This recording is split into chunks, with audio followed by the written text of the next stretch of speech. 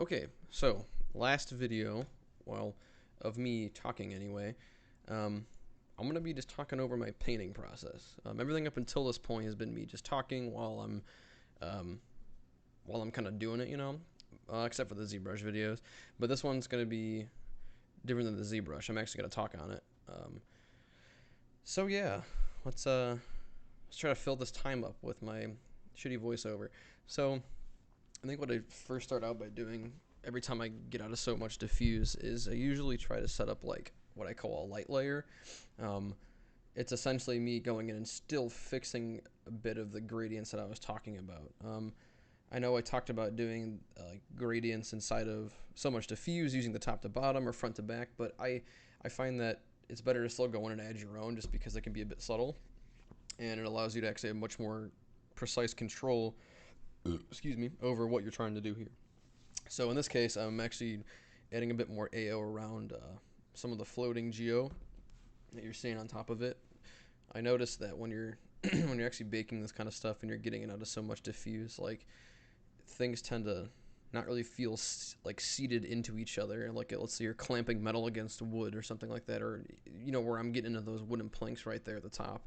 Um, it tends to feel a bit goofy or just a bit detached and not really like I guess I should say like connected when you're not adding in like that extra ambient occlusion. I know that's again my personal preference. Some people like to be a bit more subtle about it, others don't. But as for the technical side here, all I'm doing is I just created an overlay layer, and I grabbed kind of a warmer tone because I'm trying to overlay a slightly more saturated tone and also a lighter tone to bring your attention to specific areas.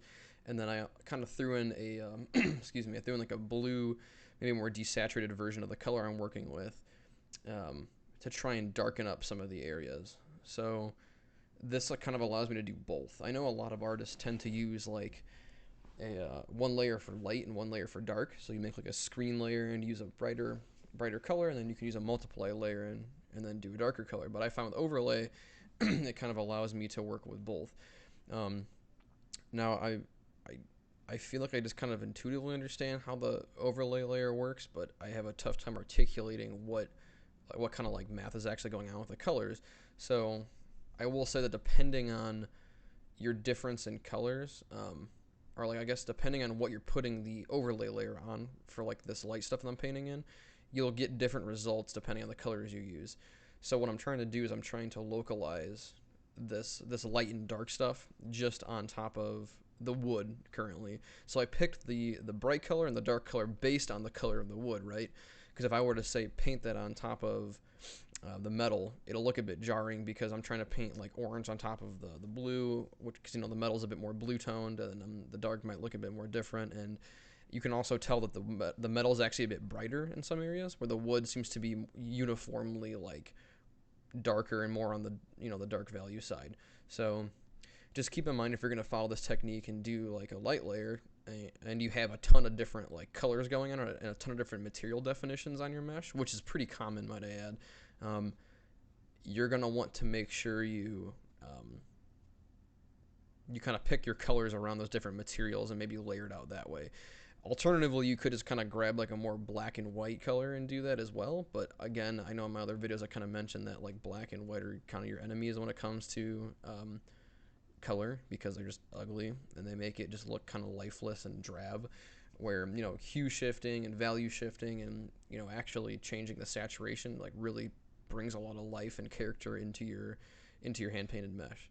Um, yeah. Oops. It looks like I did a little bit of what am I doing here? Let's fast forward a little bit. Yeah. Oh, yeah. Also, sorry. The easiest way to do a voiceover for me is just open up OBS and then just freaking record over the recording I got. So you're getting a double whammy of this recording right now. So sorry if it looks kind of shitty or compressed, but it should be okay. Um. Oh man. So I think I realized here that I forgot to toggle off project through. There is essentially a setting I have inside of Photoshop, or I'm sorry, inside of 3D Code that I'm doing my projections that I realize if you don't have project through turned off, it essentially treats the mesh like it's basically just casting a ray of color out from your viewport onto that particular onto the particular mesh. So if you can basically paint through every single ounce of your mesh if it's got a ton of overlapping geometry from that camera angle. So just be really careful with that. I might sometime in these videos actually open up the file or the edit project all layers in exterior editor, and if so, you might see me toggle it off, so I apologize if I'm not doing it anytime soon. But yeah, it's kind of funny when you do a voiceover though, because it's harder to kind of get yourself in the mindset of what you're doing at the moment. But I'm gonna try to keep talking anyway. Oh, okay, so right here I actually turned off all my layers and went back to the light layer and turned on standard blend, because I realized I lost those colors, and having different layer filters or layer blends when you're trying to grab a color will actually yield a different color, because it grabs the absolute color, not the actual layer color. So what I do is I toggle everything off, just toggle on the layer that I'm trying to grab colors from, and then re-grab them. So if you're in 3D code, I think it's V. I very long time ago I went into the settings and actually changed my hotkeys, and it's been so freaking long since then, because I don't even know what 3D code we're on now. I stopped keeping up to date with it a while ago, but yeah. So right here I'm just kind of going in and I'm just kind of dancing around the mesh. I'm really peculiar when it comes to painting. I mean, everybody's got their own weird process. Mine is like I'll just get overwhelmed or confused in an area, and I'm like, fuck it, I'm going to the next area. So I just leave and move on, right? So that's kind of what you're seeing right here. I'm like, okay, let's just start, putting the AO between all these things. And I think I might end up increasing it at a later time. It's hard to work with a ton of different like individual meshes that are combined into one object, because painting over on one particular mesh can sometimes lead to you drawing a brushstroke over another one or whatever. And this is that would be a really good time to actually use like the isolate or the freeze, the little magic wand you see in the you can actually probably see my mouse. Check that out. This little thing right here, the one I'm actually circling, you can like freeze different meshes. So I could have like clicked on that, froze it, and then I wouldn't have actually affected it. You're essentially masking out that particular mesh and then kind of like just protecting it from paint, I guess. Sorry, I've had a cough for like 10 months. So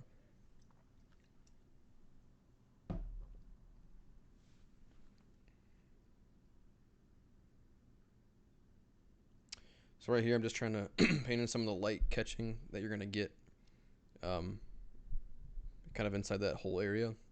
I wanted that spot to be just like an exaggerated version of where a cork would be in a barrel, because again, this is supposed to be like a barrel sitting on top of a frame to a frame to a wheelbarrow. And then right here, I'm also trying to draw your focus and attention to the front of the wheelbarrow, because that's just where you're supposed to be grabbing it. I think later on in the video I try to really bump up the brightness, or just at least make sure it's the brightest. It's one of the brightest wood colors is on the handles, because that's where you're supposed to grab, right? Like when you're in VR. So you definitely want to draw your attention to that. So I'm keeping in mind my subject matter and what it's going to be used for, but everybody's going to have a different approach to it. And I know earlier on I mentioned that if I was just this is going to be a static prop that's not going to move, I could actually leave all that dark shit on the wheel, and I can make it look like it's more inset into like the scene, but that's going to be a moving part. So right here I'm actually grabbing a lighter color from the metal. I'm neutralizing it and then I'm trying to neutralize it on the most base level, because I do a paint over layer eventually, but I like to try and make sure I basically have an even playing field, so to speak, when I'm painting on a so much diffuse export. So in this case, I'm neutralizing the metal and really squashing those values and trying to get rid of the darkest spot, and then maybe paint in some guides for what I'm thinking. Because what I end up doing is picking a few spots to add some like highlights on, and then the rest are dark. So that way, at any given time, it kind of feels like the light is affecting the wheel, even though it's going to be in a ton of different positions. So that's kind of what I'm doing right here. I also think I tried to like bump up the AO on the spot between the metal clamps and the wheel, because I wanted to make sure it was pretty understood that there's a difference in material. I was working with a pretty thin strip of geometry at the time in Zebra show. Uh, I just had to make sure that that like came through okay. I might fast forward a little bit. You're gonna see me doing this just a bit more. Light, light, light. Still painting light. Oh, here we go. Okay, so let me stop it here. Darken this up a bit more.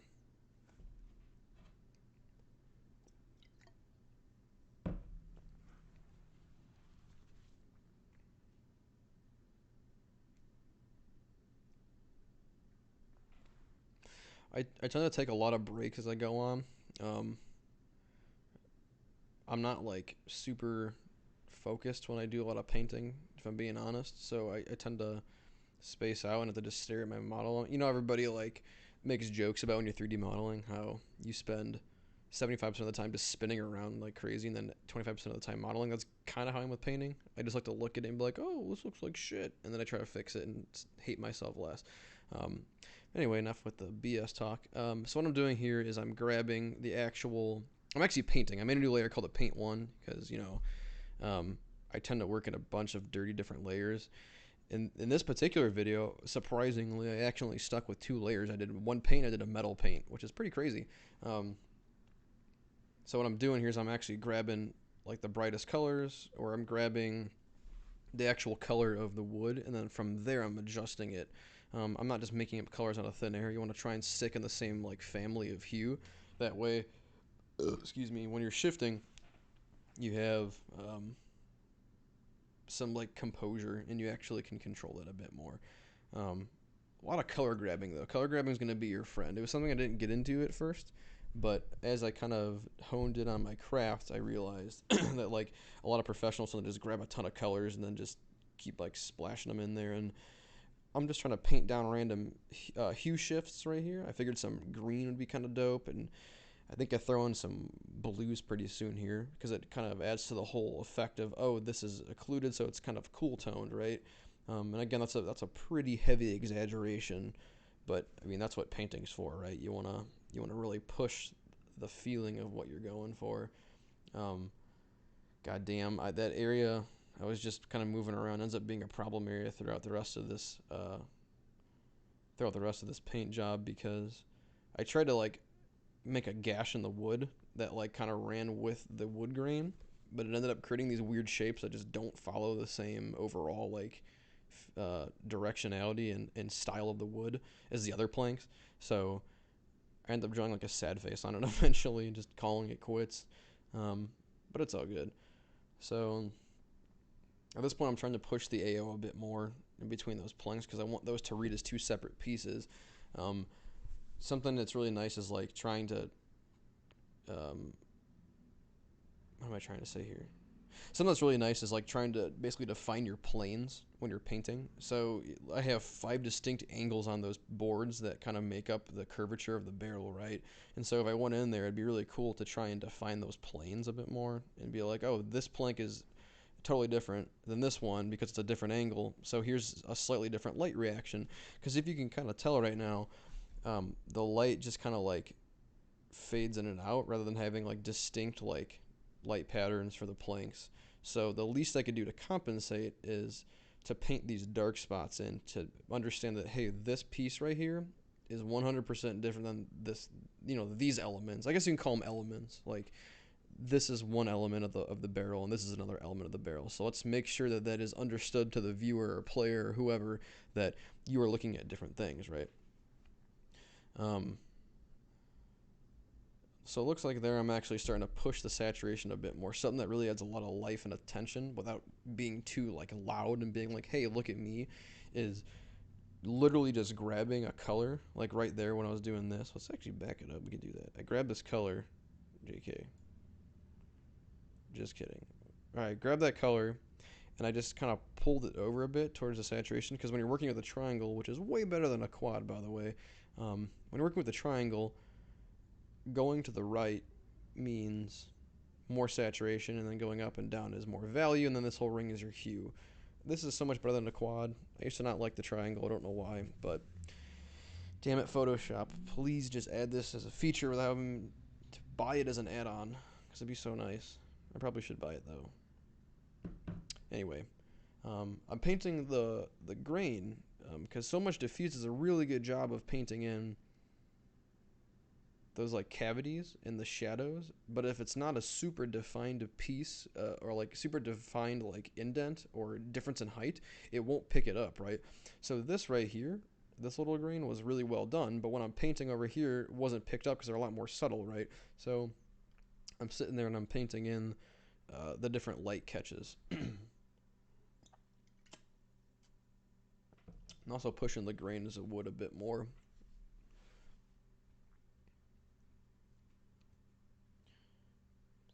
Yeah, and I know that making the grains really, really thick is definitely like one of the super stereotypical things to do in stylized wood, and that's kind of not how wood works at all. But this is like super old rotten wood, and it's supposed to be shitty, so I figured it'd be cool to have it kind of like almost as if it was sitting in water for a while, and then like it kind of splintered or poked up. Like I don't have any water damage on it, of course, but you get what I'm saying. Like it's starting to like split open along the grain and stuff. So I want to push that a bit more, and also because we're in VR, you'll lose a lot of that definition the farther a mesh gets away, and there's definitely a lot of a screen door effect that's going on.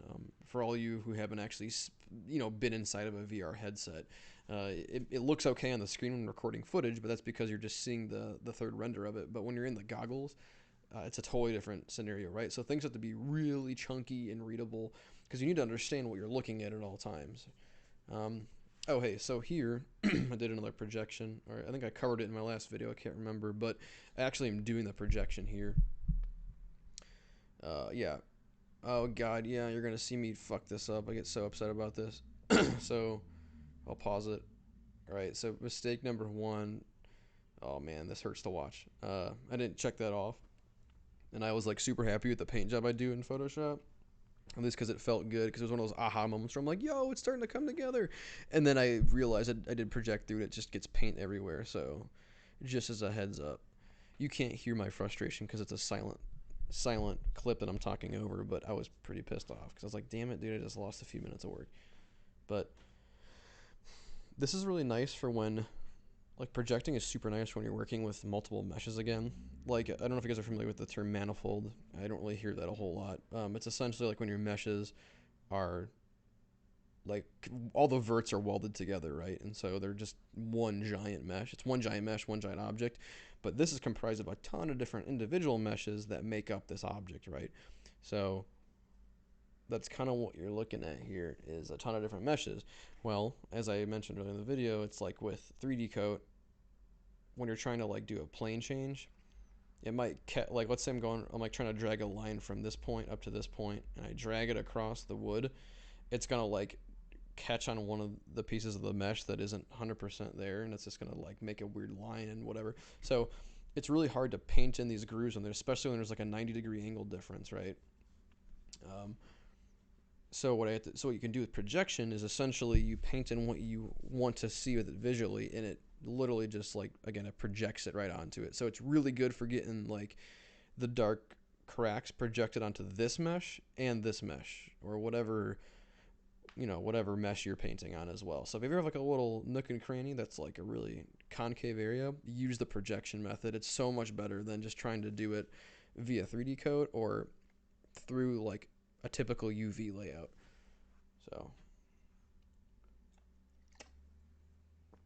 So my method for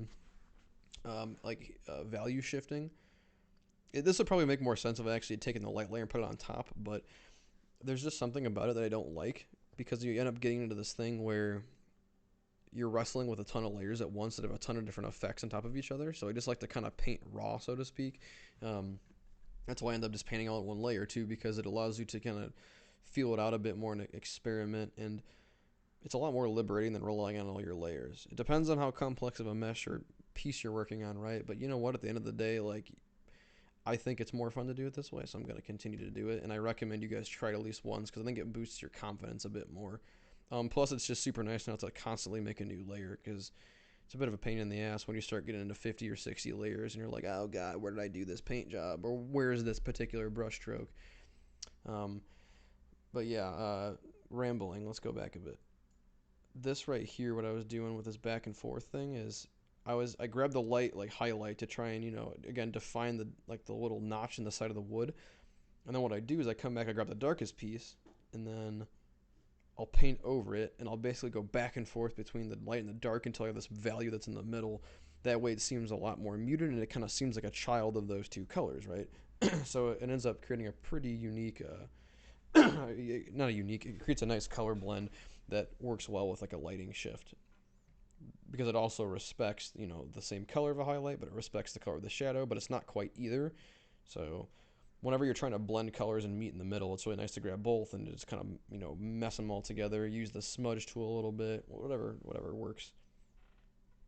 Just be sure you don't always do everything with a soft brush though, because soft brushes tend to look just too airbrushed, and so you want to kind of bring through some of that character in some of your brush strokes. Oop, sorry, I guess I skipped it. So here I'm doing some like plane definitions. I want to make sure it's understood that this is facing the player. This is always facing up, like towards the sky, and then this is like a 45-degree notch, so you want to pick a color between there.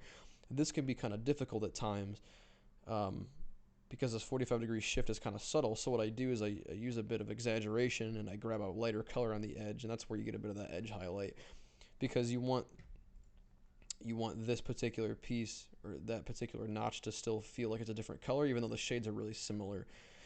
Ultimately, it just lets you define your planes and understand it. And this is where I realized that I fucked up pretty hard, and I felt really bad. And I was like, no, I messed it up. So I'm like undoing it, and I'm like sweating bullets here. I'm like, dang it, did I just lose all that work? And then I'm like, oh, son of a bitch, I didn't project through. So shame.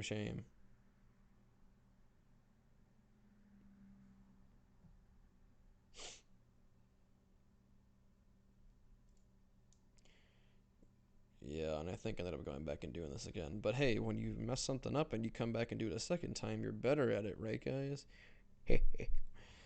Depends on who you are. I get more annoyed than I get like reassured, but whatever. It's all good. So this is interesting what ends up happening. So because let me actually show this up. So right here, because I'm projecting through from the angle and it's mirrored, I'm actually painting on this and that lower part, but because it picked up on the back side, it ends up projecting the same shape up here. So I had to like just totally redo this. I think I salvaged some of it by erasing, but I can't remember. Also, make sure you turn off this light map. This is like really ugly. Even if you're trying to paint with lights on, this thing is just ugly as sin. Don't ever paint with it on. Yeah, I had to go back and just end up redoing this. I ended up pushing some of the darker values in this groove right here because, again, these are two different boards. I tried to define that by the different grain directions, but sometimes you need a bit more assistance than that. So making sure I'm pushing the AO between the boards.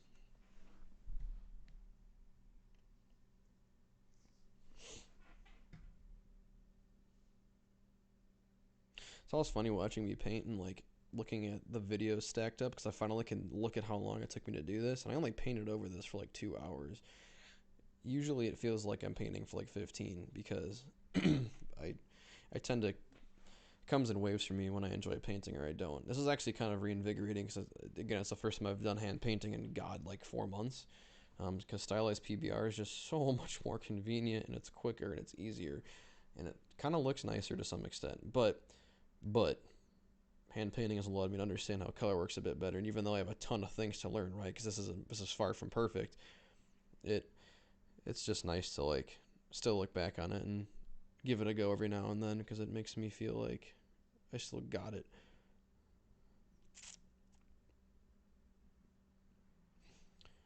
So right here, I'm trying to make it look like the wood's kind of puffing and buckling up a little bit. Helps create a bit of contrast between it. But you want to be really, really careful with this because if I were to just grab this color and put it right on top of there, that looks like the common trope of like, oh hey, I just started out doing hand painting. Here's my line. It's a dark line surrounded by 2 light lines because that's definitely not how that works. You want to make sure you have your gradients in there and stuff and a defined light and dark value. I know I don't really have those gradients present, but I don't really need to because I am working in 1024 by 1024, and the piece I have is pretty big for what it's worth. So just be careful that if you do something like this, it's super subtle. and it looks better when you drag it out a bit more. So I hope I come in there and like pull that out. Kind of looks like a milk mustache almost. Yep, so I'm painting more grooves, all that stuff. I kind of wished, I even said this to myself when I was baking it, but like, I do this thing where I'm like, oh, what's going to look really noticeable if I mirror it? Like, that's no good. And then I realize that, like, the average viewer, whether they know it or whether they realize it or not, it just doesn't fucking matter, and they don't really care, and it ends up looking a lot nicer than you think. Basically, I treat everything as a hero prop, is what I'm trying to say. And, man, that is not a good attitude, because it just takes you so much longer to do everything, especially when you're working with wood or things that have a lot of detail on them, like stone. Like, if you get like a super textured, characterized stone, like, good luck, have fun, bro. That is a nightmare, which is again why I like procedural a bit more. So I think what I'm going to try to do with this video, this series is done, is I have to do a ton more content for Coffin Rot if we're going to, continue adding to the game, and I would like to try and replicate my process through like procedural stuff, and then through masking, and then like really nice like painterly grunges and types of different layer blends. I can probably really bring out that style that I have in here, and then that way this hand painting process is even quicker. But we shall see, because I don't know how well that's going to go. Because I think a lot of the stuff too depends on your sculpt, right? Like if your sculpt is shit, then your paint's going to be shit, and that's no good.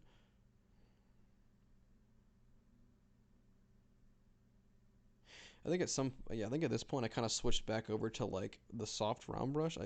I go back and forth with what I use for my brushes. I know that kind of changes the style of the painting a little bit for Coffin Rot, which is not super good if you're trying to stick to a theme, right? But I was feeling like a a hard round brush this day, because it made me just, I don't know, I liked it better. Because usually when I work with like more of a textured brush, one that has a bit more edging on it, and like it makes it look like more like a paint blotch, you end up coming up with this issue where it looks really like blotted on the paper rather than, it's hard to do crisp lines, which is exactly what I'm trying to do right here. It ends up looking like I kind of feathered all my like lines, and I don't need that. The painterly strokes with an angle jitter looks really nice though when you're trying to get some nice blending and like painted colors in there though, which I don't actually do in this video because I feel like there's a ton of visual noise on here already. So it's not exactly the best time to go in and add a ton of grungy brush strokes, right? Because look at all the different lines I have.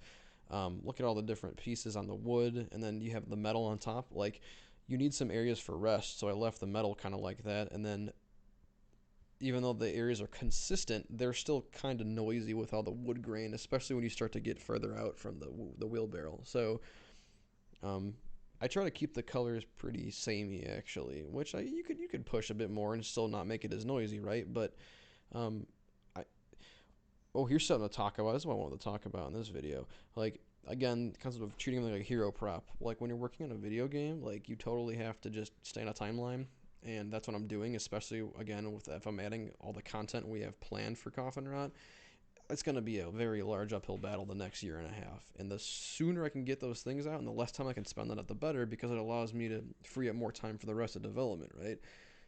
I would love to painstakingly sit here over all these props, but they always say it's like sometimes the last 20% takes 80% of the time. Yeah, don't do that shit, dude. Like, finish your piece and move on. And if you have a problem, spend 5 minutes critiquing your work, understand where you're messing up, understand where the flaws in your piece are. Try to like pull that out from the piece almost, and be like, okay, if I were to do the same issue in a different piece, how would I fix it? And then almost turn it into like a lesson or some kind of tip for yourself moving forward. Just kind of live and learn, essentially. So right here I'm adding more of that highlight to help with the plain definition. Same thing I did with like the front of it. I added it to like that 45-degree like bevel, because I felt like it would help differentiate between the top of the board, the side of the board, and that 45-degree notch that resides between the two pieces, or between the two planes, I should say.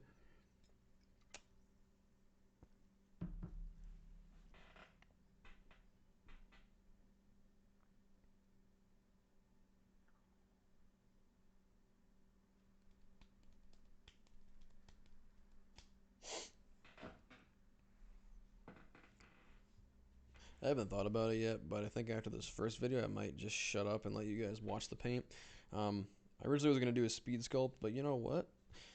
Um, I'll be honest, I kind of was gonna do a sped up version so you can kind of avoid to see how shitty my paint process is sometimes. But I'm kind of over it. I think it's worth seeing that some people are a bit slower and have different tempos, and I think it's worth it that some people may think they have flaws in it, and I think it's important to see those flaws and when they're created, so you can understand that and change your workflow moving forward. So I'm just gonna put this just a straight up like 2 hours. This is a little over 2 hours worth of footage for me painting. I'm just gonna do all of it in a split video, and I might have a little conclusion video. I don't know. I mean, looking at my video timelines right now, I'm about at, I think, like 6 hours of footage. So I'm gonna try to break it up into like little sections, that way you can skip around, because some people may not care about the ZBrush sculpt, some people may not care about the painting. It just depends, right? So yep. So get rid of that light map. Let's keep going. Oh yeah, and then one more thing too is um, Copperknot seems to be in a bit of a darker environment at all times, and so depends on the artist, because there's a ton of really awesome skilled and talented like hand painters out there who do their lights differently and their values, but I tend to not exaggerate my values as much. I've gotten better at it, but I still don't do it a ton. I still feel like I could probably push the AO that's like inside of this wheelbarrow, but the reality is we still have to light these things. This is still going to be in a lit environment. It's not a flat lit environment. So if I know what the environment's going to be like, I am still going to kind of keep in mind that PBR mentality of, oh, don't go too dark or too light on your diffuse. You want to make sure it's kind of squashed. It's not exactly mid-toned either, so I'm kind of breaking that PBR rule already. But yeah, man, this is where the whole issue started, you guys. This was a nightmare right here. I'm trying to paint in these grooves, and then you're probably seeing right here this shape just annoys me to no end, dude. Like, and this is a good lesson. Like, looking at it now, I think what I meant to do was have this just. I think I meant to just have this kind of fade off to nothing, and then this is like a scratch that happened, because it would make sense if the scratch runs parallel with your grains, right? Because you're throwing shit into the wheelbarrow, you're scratching it up. But what ends up happening is I combine them. Man, I wish. Oh, hindsight's 2020. I knew I was gonna do something like this. I should have just painted this over, left it as it is, and then like defined this notch. I think disconnecting this part, and then just blending this whole area in would have been a lot better of a decision. But you know what? That's cool. It don't matter, because the piece is done. I think it looks pretty dope, especially for not touching it. Hand painting for like 2 months, and I get to make a tutorial. I'm helping somebody out.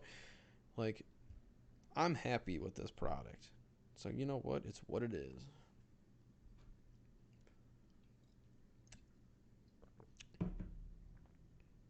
Shout out to Miki Bencz. I think I pronounced his name right. I don't know. I'm sorry if I did. I love your videos, homie. Like, and this style of just kind of talking over it and like just being a human is awesome. I think a lot of people like to clean up their tutorials, but I'm not really about that shit. So I apologize for burping and being gross on video and coughing and clearing my throat a ton, but I'm just kind of rambling over this because I feel like it's just nice commentary while you're watching. But yeah, man, your paint's awesome, and I love your style. Hopefully I can use color like you one day. And if you guys haven't checked him out, like, to put a link in the description, I'll probably throw a link in the description to some of his stuff, because like his shit's awesome. Yeah, I'm trying to like really bring out this scratch right here. It's not working super well. I'm like, oh, throwing a highlight, that looks good. That was one of the other challenges of this board, is right here.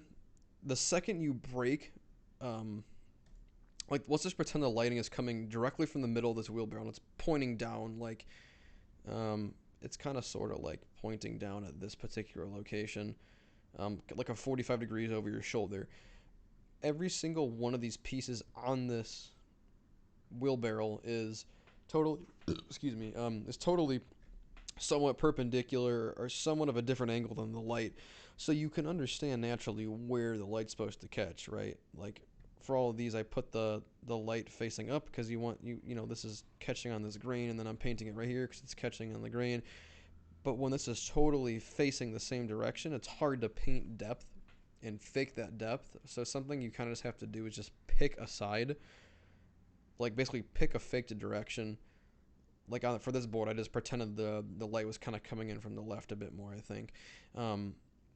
And I know it breaks the rules a bit, but you guys gotta understand that people who haven't stared at this thing for 8 hours like the artist has, they're not gonna care, nor are they gonna notice it. That's the bigger one. Is their brain's gonna fill in the gaps so quickly, and it's like, oh yeah, it's a light from above, and it looks like that, but they're not gonna catch it. And if they do, like, cool, it's because they've been staring at it for too long, and even then, it's just a piece of art. So pick something and stick with it, and like don't break your back over the fact that it doesn't look super good like I did, because I just spent a lot of time trying to fix this area, and it just sucked. Honestly, I think it was a huge time suck for me that I could have spent doing other things. So it's all good. Let's fast forward it a bit. Yeah, there it is. I wanted to see this in the footage. You have to see this. Just so you could see it. Because I originally was going to do a commentary over this, or I was going to do a sped up version of it, so I wanted you to see it really quick so that it'd be funny. But I feel like I just killed the joke by talking about it. Anyway, continuing forward with this, a lot of the same stuff going on here. That's what kind of stinks about hand painting at times, is that when you're not working on a hero prop and it's very samey, which seems to be a lot of the props that I do in particular. I know I kind of lack some design background, so I feel like I could probably throw some stuff in here that helps kind of fill that dead space and that negative space, and that makes it seem a bit cooler, but I'm not super good at it. So you end up doing like these like really, really bland samey pieces. I'm not gonna call this bland, but I mean it is really samey. There's a lot of wood going on, so you paint the same freaking thing over and over and over again, and there's not much to talk about it with a commentary, I realized. But you know what, that's cool. Just trying to push this AO a bit more in this dirt.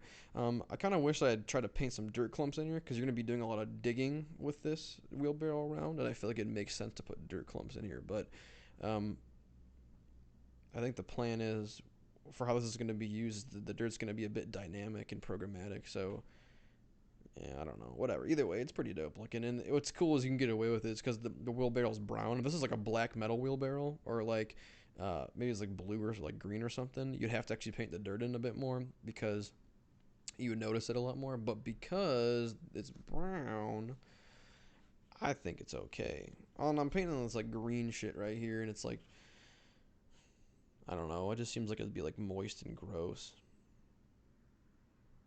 I don't know if that's like how it would actually look if that's how I'm describing it, but you know what? I don't really care. I think it looks cool. I think all the time artists get caught up in the fact it's like, well, actually, that's not how it's supposed to be, because it's important to have material definition. I'm not here to mock anybody who does that. That's like super important. But at the same time, we kind of forget that we're painting and just throwing down color, so you should do stuff that like looks cool and that works together. And I really like the way that the green looks, especially next to this blue, because it made the blue work really well with the red, and then it made the blue look purple next to the green, and man, that looked cool. If you're trying to like harmonize your colors pretty well too, desaturation is your friendo. There's a really, really, really good talk by a dude I don't know, because I'm bad with names, but he has a series called 10 Minutes to Better Art. I think that's what it's called. And he does a thing on saturation. And the whole concept is the closer you bring the colors towards gray and desaturated, the more of a conversation those colors can have with each other. So it's like the colors they're conversing, right? And let's say you wanted to like get like orange on one side of your prop and like, I don't know, purple on the other side. You want to bring those two colors closer, because the closer they get to gray, the more similar the colors become. So it allows you to blend from one color to the other. I don't know, dude, it's super tight. Really cool talk. I will throw that in the description, since I have a ton of other links that are going down there.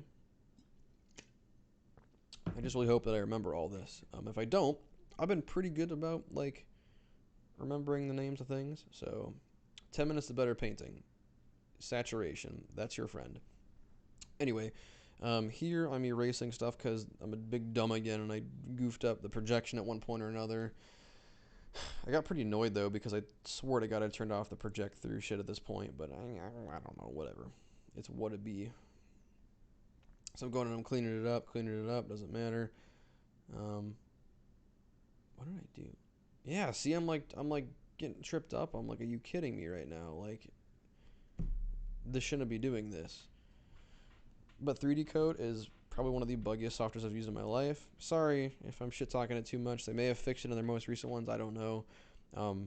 But I think it's worth it despite all the bugs and the price I paid for this program. I bought the full commercial version because I'm a big dummy head. But you definitely can't get much better of a painting program because Substance Painter is not super great for like hand painted stuff. It's kind of derpy. And this like live link crap between Photoshop is A1. So, or it's cool. It's dope. It's tight.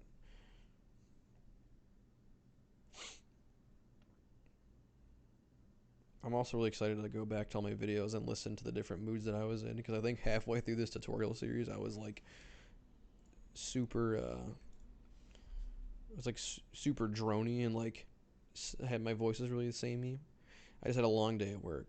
I was excited to record the videos though. I was just tired, so I apologize for the difference in inflection. I promise I'm usually like this more often, but I bet this makes the video sound a lot cooler though, right guys?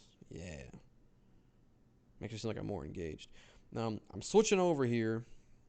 Just kidding, not yet. I was gonna do painting it next year or later. Usually when I do that, I'll spend a lot of time in Photoshop, but for whatever reason on this particular piece, I use the projection a lot. Like I find that now that I found how the projection works, I do it a lot more because it gives you a lot more seamless of textures. But when you do like the edit all layers exterior editor option, which kind of sends all your layers on their UV shells into Photoshop, you get that issue you get with like traditional like texturing processes where you have to like just straight up use Photoshop only, and you're constantly fighting your seams. This is like the most seamless way to paint your textures, hands down.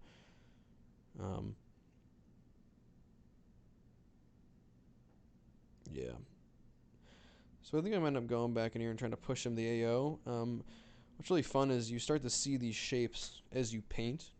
And like right here, I noticed that there's like this little notch that are starting to kind of appear in my head that I'm gonna paint in here in a second. And it looks really cool actually. And I kind of wish I had more of that shape language and awareness for a lot of the other shapes. But I just thought it was a cool little feature. You'll see it in a second. I'm gonna end up like painting like a little like Z shape right here, and it looks like this is like a little cut out of it. Yeah, I think I switched back at this point to. Oh yeah. I know what I'm doing. I'm grabbing the smudge tool and I'm like smudging the colors together. Smudging only works though on like the same layer. I'm pretty sure. So make sure you get that. And then when you're also kind of painting these three-dimensional things, you want to be super careful that you do a good job defining your angles. That may be a bit sloppy, but like make sure you have like really defined like shapes that you're doing, because like it's like your side profile, so to speak. Like this looks pretty defined on top, but like this part looks defined, but the side profile is kind of hard to see. But I don't know, it's subtle, but I was kind of freaking out about it because it was cool. There's a name for like there's a name for it when your mind kind of figures out a shape and it's like, dude, that's what that looks like, and you just kind of fill in the gaps yourself. You should play off that more often. I know I'm less of like a logically driven person, and I'm less of a like I tend to not think things out, but feel it out. And so when I just kind of have that moment, I'm like, yo, that's what this is. I just kind of do it. So if that's the kind of person you are, you should just try to run with that stuff more because it's fun. Happy accidents. Okay, first video's done. So 707. Let me see. This was okay. Let's bust this open. This is just a pause in the film. I've been recording for 44 minutes. I'm gonna keep going. Let's get this moving a little bit here. All right, you guys have seen the wood. I think I'm happy with this. Oh yeah, you can see my music taste. You also check out all these bands you're seeing. There's some really good tech death and like doom metal in here. I think I ended up putting on Chemist to jam out to for a bit. Yeah. So kept pushing the AO. Want to make sure those notches are defined. Okay, so yeah, let's talk about a problem area because I want to talk about my problems. Maybe I can kind of flesh this area out. I had a really tough time with this spot in particular because wood ends are always a difficult thing for me, and I always hate like working on really teeny areas like this. There's just something that like stresses me out. There's just something about that stresses me out. I don't know why, but that's just the case. I gotta turn down my smoothing. Um, Step aside, lazy Nizumi, whatever that old program was. I used to use it all the time. But Photoshop has a built-in smoothing if you're trying to get straight lines. Anyway, it's really tough working on these areas because they're just really small. So like one misstroke can totally goof it up. And I think the tougher part for me was that it was hard to justify spending a lot of time here because you're never ever really gonna see this one, especially because if you do, you're looking at this spot. Um, I think this is one of those spots where it's more about the idea you're trying to get across and less about like the attention to detail. And I know a lot of people are gonna disagree with me on that, and that's cool. But I'd rather dump my time into the bigger areas that you can see. Like this, I would never spend my time with because it's just like, oh, it's the idea of a thickness of the board, right? You're never like, but actually that notch is mirrored and it looks goofy. This area is more about the end of the boards, so you're never really gonna notice like some of the okay, you might some of the mistakes I'm pointing them out, but I think the point is you're gonna be paying attention more to the fact that it's like, oh, this is the end of the wheelbarrow, and that's it, and it looks dark and it's grimy and it's kind of all muddy, and that's cool because it doesn't really matter. It's a non-important area, so it's okay if it's a little less defined. I do that for the underside of things, and actually, it's a lot that you kind of get into stroke control and brush control, right? Like a lot of good artists always talk about making sure you control your brush strokes, and like more detailed areas have smaller brush strokes that are more defined, and less important areas have broader, like uh, more rough and loose brush strokes because they just don't matter as much. So your background tends to be a bit rougher. And like this area, even though it's a small defined area, it doesn't matter as much. So I don't really go too crazy on it. And then when I do the underside of this, I also do the same thing where I just paint a lot of really desaturated brush strokes because they're all pretty much the same color. Because like you don't want to spend time in an area that A, they're not going to really see it all, and B, the colors are really not all that important, right? Um, and that's definitely the case in this area. And I guess looking at it, it's okay, but yeah, I don't know. It ends up looking kind of shitty at the end, but y'all, I just don't care. It's like it's good. It gets the point across.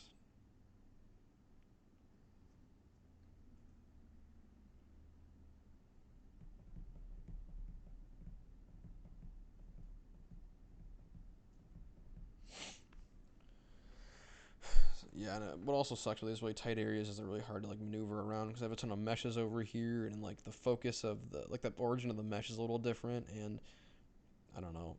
I just get kind of claustrophobic and overwhelmed in these spots, but that's just me on a personal level. Let's kind of fast forward through this a little bit. Yeah, and then I'll be in like the middle of painting a stroke, and I'm like, oh, we need something right there, and I'll just do it. That's kind of what I did for this blue stroke. I ended up throwing this nice blue color in. And I think I already brought it up once, but again, a really good way to like basically introduce splashes of hue shifting is to grab this, like a color, for example, and then literally just keep the saturation of the value the same and just drag your hue around and like pick something that's complementary or pick something that's kind of a neighboring color. So like you can do complementary, you can do almost not monochromatic, but triadic or tetriadic. I don't know, dude. They got some wild ass color names. Um, but you want to be careful if you're doing that color thing because you want it to be more desaturated than it is saturated, obviously.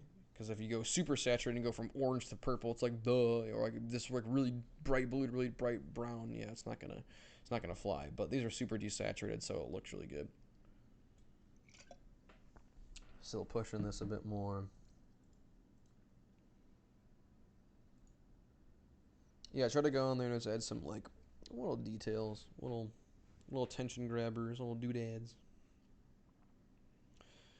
Accentuate the butt end of the wood a bit more. I always like that. That's one of my favorite parts of the wood piece. If working with a stick, is like that split end or like the heart of the wood. I don't know. I think that's what it's called. And then I realized I'm like, wait a second. The light's coming from behind me, so it should be really bright like this area. So if you guys see what I'm doing, I'm gonna try and block out this spot, right? I may even turn on my wireframe. I kind of hope I do, but essentially, I want to take this really defined area, and I want to take the time to actually outline it properly, right?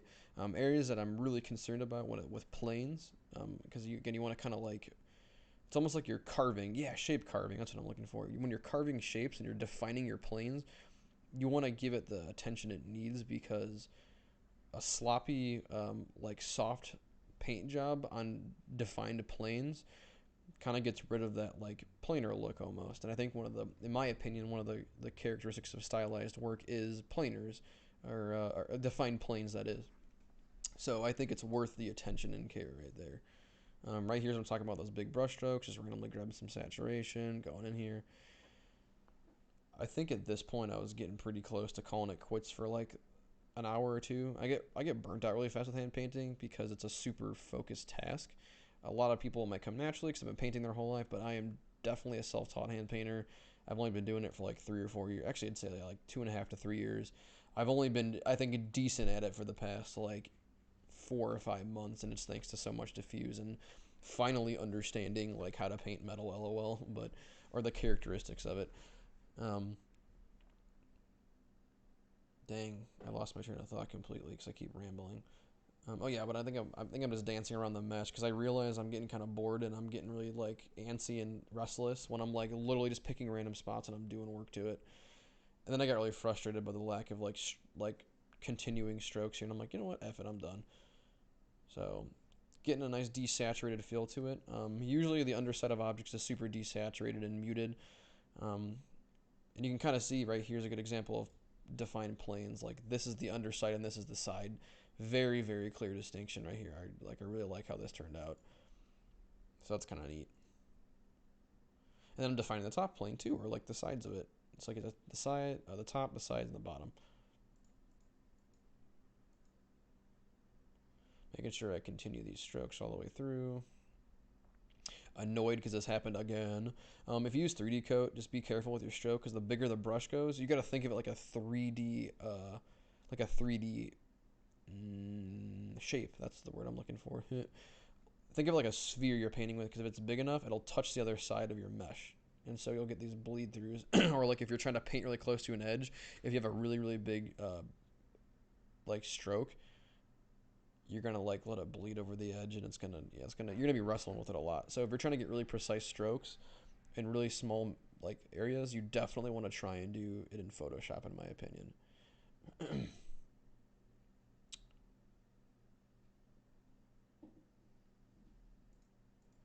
All right, so I've been talking for about an hour, and I have one more video that's 57 minutes long. I think I might try to skim through just a little bit more. I touch on the metal next, so I think at this point I'm pretty much done with the wood. I might come back to it a little bit, but usually what happens is if I feel like I'm getting frustrated, I'm doing the same thing for an hour, because that's all I've been touching is wood at this point. Um, that sounded funny. All I'm doing is I'm just like painting the wood, so I need to like switch gears. So I will catch you in the next video. It's going to be me talking over the metal, but I'm going to try and make it a bit quicker because I'm sure you guys are sick of hearing me for an hour straight. So I will catch you in the next one.